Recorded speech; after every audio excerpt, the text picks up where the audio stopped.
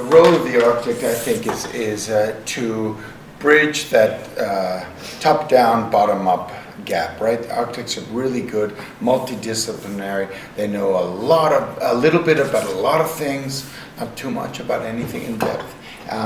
We also are trained to really manage and be directors in between those disciplines. We're naturally kind of producers because no one really produces a project single-handedly, right? It's not Carlos Scarpa drawing to the middle of the night. So I think all of that training makes the architect super good to become a kind of producer of the city. And he's also trained, should be trained to visualize that city in some way. So he can do quick, unsolicited visualizations of what cities could be like or what buildings could be like, or etc. So I think the role of the architect is really to provoke and activate new thinking on the way we should live and connect the gap between the professions. I think architects are cultural producers.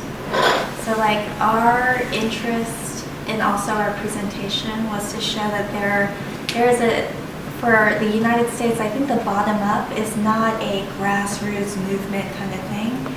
For us, the bottom up is the cultural psyche, the mythologies that are produced that create aspirations and desires in the American people, right? So I think that the most influential cultural producers are filmmakers, I think, in the history of the last couple of decades. I think architects participate in cultural production and have maybe shied away more recently from understanding that role as also participating in creating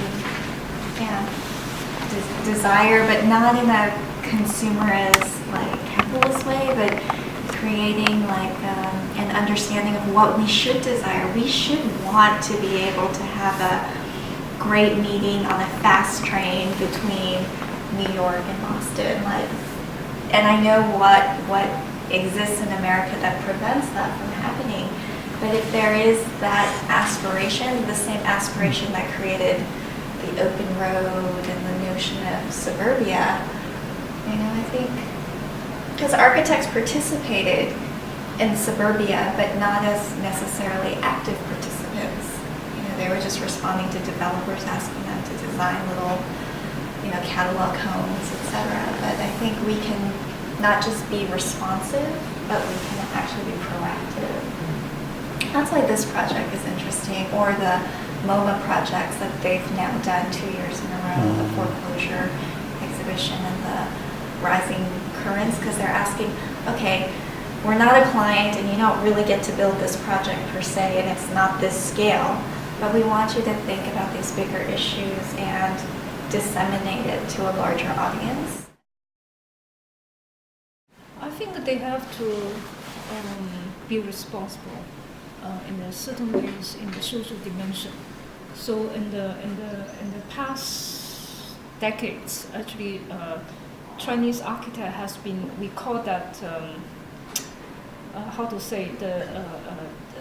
as the helper of government and developers to make the country move so fast. The architects are always the people to back up that directions very in the stream, right? But in a certain dimension is because I'm talking about unbalanced development, because that dimension is so one-dimensional, and then they only push the GDP into the very high end, right? But they at the same time they're losing the other dimension, the social aspect, ecological aspect. So the architects, I think is at the moment you need to back off a little bit, overlooking all these all the aspects would helping the society moving on the more balanced or healthy way.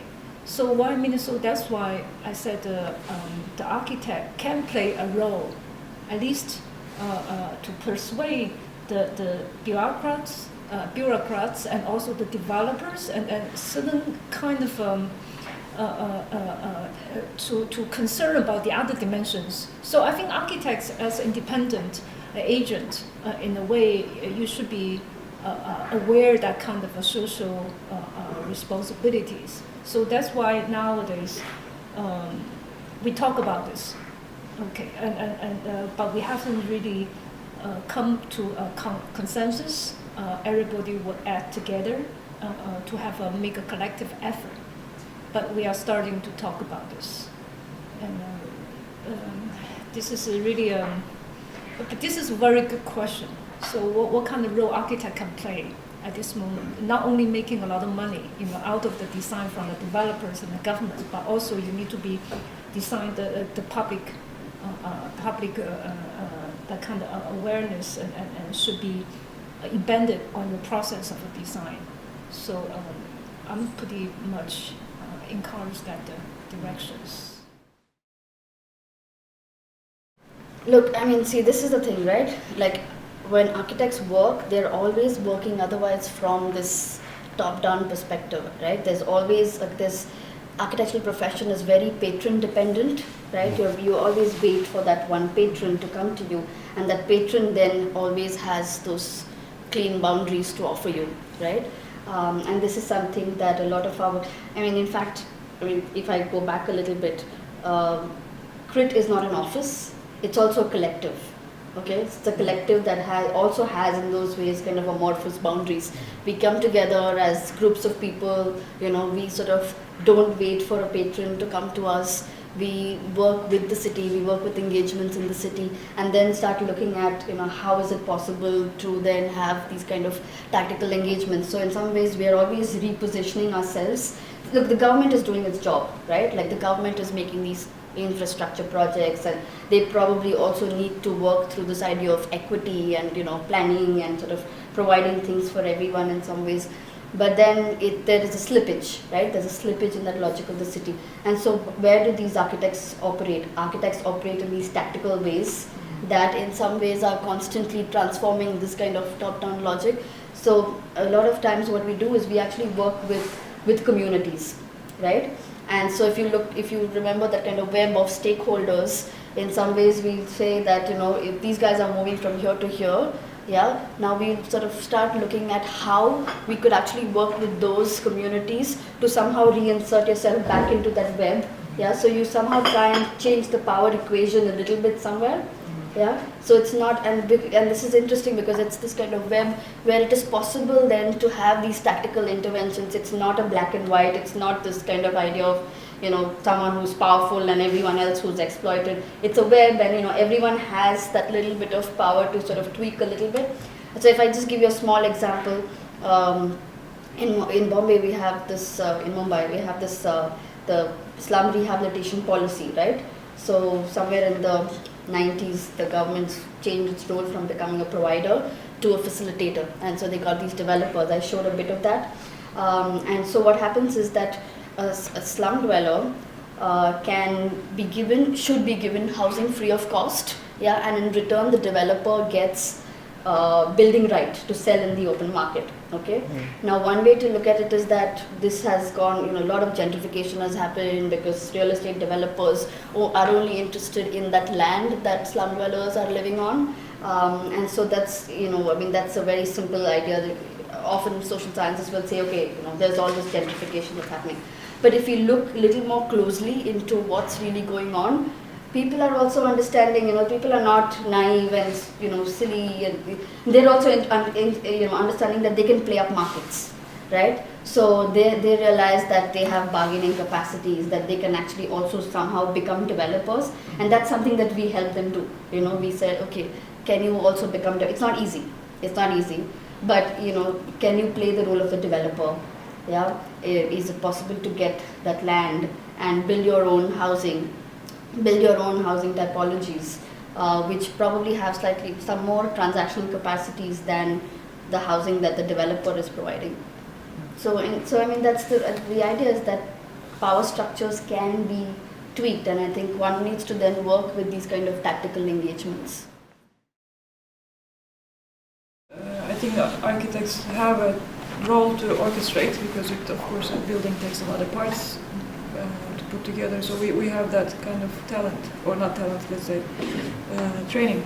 And the other training we have is to be able to envision the future, because any building you build, of course, architecture is expensive, and you have to convince quite a few bodies to make it happen.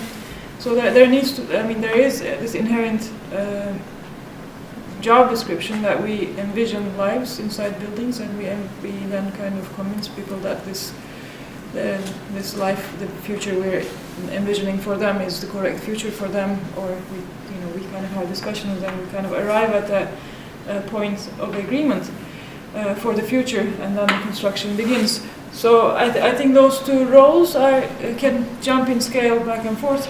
So you could design a house, or you could think about the city. Of course, the city is much more complex, and of course there is a lot more experts you need to talk to. But and you can probably you cannot design a city, but at the same time you can design an image or a future.